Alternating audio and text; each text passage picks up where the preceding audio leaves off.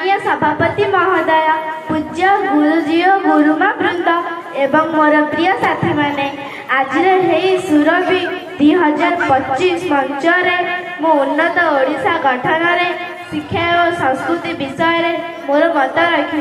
प्रथमे कहबी शिक्षा हेउची उन्नतिर मूल मंत्र। शिक्षा छाड़ा जीवन अंधकार एवं शिक्षा सहित संबंध समाजर आलोक। शिक्षा आमको विज्ञान प्रजुक्ति कृषि शिल्प आर्थिकतार अग्रगामी करे। जेपरी ज्ञान हेउची शक्ति, तेणु उन्नत ओडिशार प्रथम भित्ति हेउची गणपतिक शिक्षा। किंतु केवल शिक्षा रहिले हेबनी, जदि समाज रे मूल्यबोध, नीति, नैतिका, दया, करुणा न रहे तेबे से शिक्षा हेब अस्त्र, मंगलर साधन हेब नाही।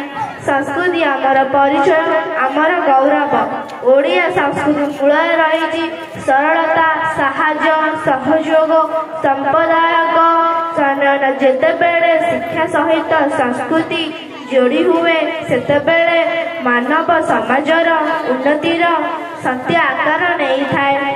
आमे स्वामी विवेकानंदकर कथा मन पकाइबा उचित। शिक्षा आमको पूर्ण करे एवं संस्कृति सही पूर्णता को सुंदर मानवीय रूप देई थाए। आज आमे देखुछि जे शिक्षार अग्रगति आसी, प्रगति रे प्रजुक्ति होइछि, किंतु जदि संस्कृति रे मूल्यबोध हराई जाए तेबे समाज रे दुर्नीति, हिंसा, अन्याय बढ़ी जीव। तेणु शिक्षा प्लस संस्कृति उन्नत ओडिशा।